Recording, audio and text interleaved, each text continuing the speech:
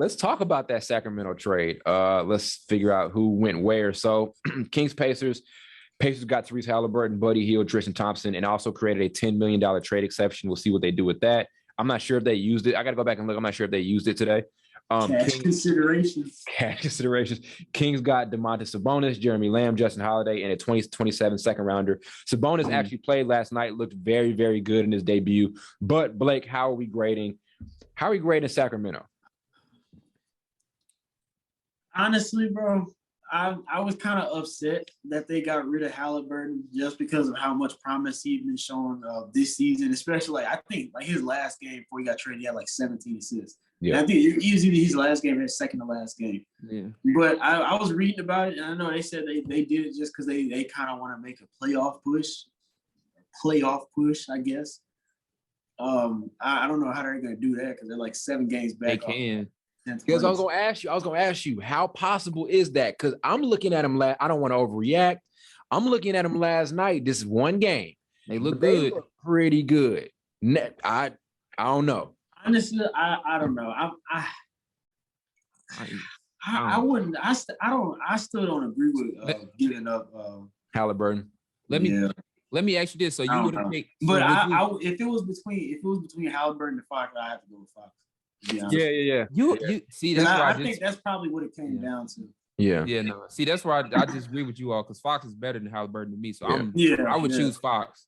I would choose Fox to keep on the team. Actually, the question is this: they're at a crossroads, right? Do we? They got rid of Bagley too. So like I said, the Sacramento we knew was in a weird position. They were asking themselves a question: do we rebuild or do we try to make a push? That's a tough. Some teams are at that crossroad. Some teams are trying to figure it out. The Wizards are trying to figure it out. I know what they need to do, but they're trying to figure out what their direction is. So when you're at that crossroads, you have to make a decision. And I think they made the decision saying, hey, if we can bring back a guy like Sabonis and all of that, and Justin Holiday and Jeremy Lamb, who are really good rotation pieces, we can actually make something happen. You know what I'm saying? And on paper, this does look like a team who can make a late push. Now, it's not super late and they got plenty of time left, but we'll really see, the bottom of that Western Conference. Let me see how movable guys are. The bottom of that West, you can definitely take over the Trailblazer spot. You can definitely take over the Pelican spot. I like the McCollum pickup, but I don't think that makes him that much better, honestly. Hey, the way we playing, you can take our spot too. We 9. Yeah, y'all are close to not even beating it up. I don't even care. That's we ain't gonna talk. We not talking about the Lakers, but they're that's hilarious. That's hilarious. Go ahead, Ty. Go ahead. Yeah, it's not hard for this Kings team. This Kings team can easily be a play-in team in a couple weeks. And talk about playing being you really need one win. They can go win a game and then get into the picture. It's gonna be tough, but looking on paper with what they have, the skill, the rotation guys, all of that, and I feel like I don't want to say there's a new energy in there because I still saw the Sacramento fans last night and they were like, don't come here or whatever. Yeah, you did. But to me, for Sabonis to just come there out of nowhere and just play that first game and not play with De'Aaron Fox, they were running pick and roll like they've been playing their whole lives or something. It was as I say, it was beautiful basketball. It was great basketball. He gave you a dynamic that you just didn't get. Playmaking. You rarely. There's only a couple of big men who can play make, at a really high level, and that's Nikola Jokic and Domantas Sabonis. Those are literally the 2 best playmaking bigs. So you automatically make your offense that much better by bringing him in, and like I said, I like the Holiday pickup. That's 3-and-D right there. That's a guy who can go out there and get you a stop and maybe go guard an opposing team's best player. I haven't really seen him have to do it in big, huge games, go get that major stop late in the game. So we'll see what it does for him. Jeremy Lamb is a guy who can come off the bench and knock down shots. Davion Mitchell just frees up some space for him in the offense. So now you don't have to clog him up there with 3 guards. Now you can just bring him off as your backup PG and have an optimized role. His better games came also when Fox wasn't there, when he was hurt. So now, I'm saying that to say, when he's that backup point guard, when he's point guard number 2, he's playing better basketball. Yeah. You know what I'm saying? Yeah. So like I said, when teams are at that crossroads, they have to make a decision, and Sacramento decided to go try to make a playoff push, and that's a playoff push can revitalize a lot. It can open up. My bad. It can give the fans more optimism. You know what I'm saying? They need a whole lot of revitalization. They need more than optimism. They need but just a push can change a lot with this franchise, big time. So because you all have to ask yourself a question: does the duo of De'Aaron Fox and Sabonis look better, or the duo of if they would have traded De'Aaron Fox and had Tyrese Haliburton and Sabonis? Which one looks better? Because I think De'Aaron Fox and Sabonis look better as a duo. I don't. I say De'Aaron Fox and Sabonis. To be honest with you, I think they'd be both bad. I think they'd be both just fine. I think they both might. I don't know. I just would have. I think they did I would have picked. I would have picked Tyrese Haliburton over De'Aaron Fox too. That's. Oh, you mean picking them to stay or picking them to trade? No, picking them to trade, because that's basically what they picked between. Do we want to trade De'Aaron Fox or Tyrese Haliburton? That's what I mean. It was confusing. But yeah. I say so. I think they'd be both bad. I think they'd be both fine enough because they're both good enough playmakers, and none of them have playoff experience. So, that's the thing too. Like Fox has no playoff experience, but like I said, I give it a B. You know what I mean? Because I think a lot of people gave it a lower grade, and people hated it because of what they thought the direction that Sacramento was trying to go in was. They thought the direction was rebuild. So the only reason Haliburton was going to stay was because they wanted to make a rebuild thing happen. That's the only reason he was going to stay.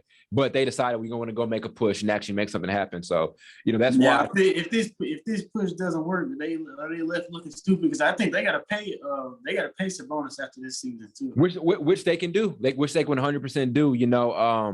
It may make a couple moves, but they can definitely break the bag open for him. And even if it doesn't work this year, if you break the bag open for Sabonis and make a couple of additional moves work, like Harrison Barnes is an asset. I think they said they want to keep him.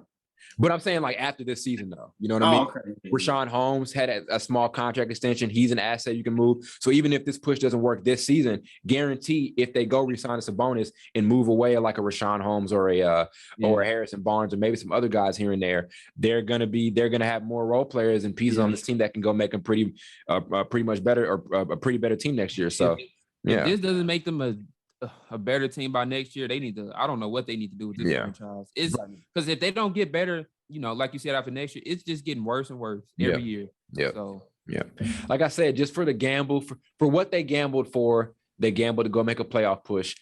I would give them a B+ just because of what they gambled for. So hopefully they can make it happen. Even if they don't make it happen, like I said, they have assets to still keep the Fox Sabonis thing intact and go out and get better role players around them too and make another push next season. You know what I mean? But I'm fine with Sacramento. I'm fine with what they did. Indiana obviously made out very well. We knew there was no other path for Indiana but to rebuild. So now you have this Malcolm Brogdon and Tyrese Haliburton and Chris Duarte perimeter attack. They're going to look amazing. They're going to be fun to watch. They're not going to make a playoff in maybe 3 years or whatever. But like I said, they want to rebuild and they got the assets they needed to rebuild. So. And they kept Miles Turner, didn't they? Yes, they kept him. They kept him. So that's because I was about to say, and they still have a big man, Miles Turner left. So because I thought out of 3 of those 4, I'm not gonna call them star players, but 3 out of their 4 main core that they had on Indiana Pacers, I thought those were the ones that were going to get traded. Turner, Sabonis, and LeVert. We almost got Turner traded. That I think it was worse than him wanting to go to the Nets. That didn't work out, obviously. But he's still on the Pacers. So they still have a big man to somewhat rely on the inside. And now you can play him in different situations. Like I hated how they played him before. Every time I watch him, he was sitting out there on the 3-point line. Now you can run pick and roll with him. You can do a lot more with him. It opens up more of his game. And I think that's just what he wants. You know what I mean? I think he really wanted more of an opportunity. He wanted an opportunity to show off different stuff. Like you're a big who can shoot, but that's not all you want to do. Like you want to do different stuff. Porzingis the same way. Porzingis loves shooting, but he want to put the ball on the floor sometimes. He wants to get in pick and roll. So now he can do that. He can do that in Washington. Oh, Lord, we're gonna talk about that. We're gonna talk about that in a minute. You do it, yeah. Ooh, but yeah, man, even Isaiah Jackson, that's another, piece you can continue to rebuild around. So I like what Indiana did. They're going to be entertaining to watch now that we have a better sense of their direction.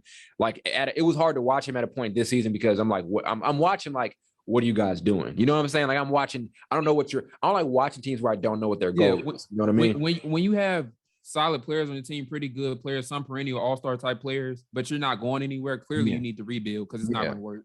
So like, it was smart. So like I can watch Detroit because I know they're rebuilding. So I'm just like, okay, they're a young rebuilding team. Let me go see the talent. You know what I mean? I like watching teams that have direction. For a minute, Sacramento was unwatch-able, because they had no direction. This would be a question. What are the rebuilds you've seen most recently in the NBA not work? Have we seen rebuilds not work? I feel like most of the time they work, I guess. Am I wrong? It's a good question, dude. I gotta go back, man. Sometimes they don't work and they end up kind of turning a rebuild into, okay, let's go get a dude in free agency. That happens sometimes, but what's a rebuild that didn't work? That's a good question. Because for it not to work, they'd have to for a rebuild to not work, it would have to turn into let's exclude the Kings though. The Kings, that's terrible. That's an aberration. Yeah, the Kings been rebuilding for almost 10 years. But like, so if the Kings would have been if they didn't make this, well, because I can't say if the team replaces a rebuild with a playoff push, I can't say a rebuild didn't work. They just went in a different direction. But if the Kings don't make a playoff, so if the Kings would have kept with this Haliburton Fox thing and all of that, and it just didn't go anywhere, then that would be the signature one that just didn't come out, Because the rebuild that did work, the Hawks work, obviously that rebuild worked. I can't think. That's what I'm saying. I can't think of any that hasn't worked because most of the time when teams rebuild, say, hold on, let's slow it down and let's look at what we need and how we are supposed to draft some of the players that fit together. In 3 or 4 years, most of the time it works. I would say Timberwolves with the Wiggins, Levine, and Cat. Yeah. That's one that didn't. No, that didn't work. They turned it into something, but when you lose your core, that rebuild didn't work. But that's what I'm saying, though. Normally, when it doesn't work, they will, in the middle of the rebuild, when they see it's not going to work, they'll try to pick it up and do the free agency. But no, they didn't pick up Jimmy Butler. Didn't they trade for him? They traded for him. So they went and traded for him. Yeah. Then that didn't work, and it still barely worked. They barely made the playoffs, and they still There are a couple out there. I can't really think of any off the top of my head. We'll see what we do. Well, I'll see what we do. I'm not sure we'll see what this is going to end up turning into. But yeah, I can't think of any. But like I said, if Sacramento didn't make what they made happen, I'd say them. If they just continue to stay on this weird path of, drafting well and just not making shit happen. But we'll see what happens with it. Is it really drafting well then if it's not happening? He's drafted. Yeah, no, it's not. It's not. It's a whole sound like a whole lot of nothing that happened. Because if you keep drafting guards, because that's basically what they were doing for the last 4 years, it's like, damn, how many guards do you need? That's true. And also, too, another benefit is now you don't have that backcourt is clogged up. We talked about like why they have 3 point guards and all that who need to have the ball. When they drafted Davion Mitchell, we were like, why? Yeah. So now you free up that backcourt a little bit. So good opportunity for Mitchell. We'll see what happens, man. But like I said, I think both teams made out pretty well with this trade. I think Sacramento, like I said, they just made a decision contrary to what we thought their decision should be. And I think if for them to want to make a playoff push, this is a decent roster to make a playoff push with. I think so. Now, you could make the argument it's too late or whatever. We'll see. But I think this is a good team. If you want to make that late push, you can do it. And even if it doesn't happen this season, it can happen next year.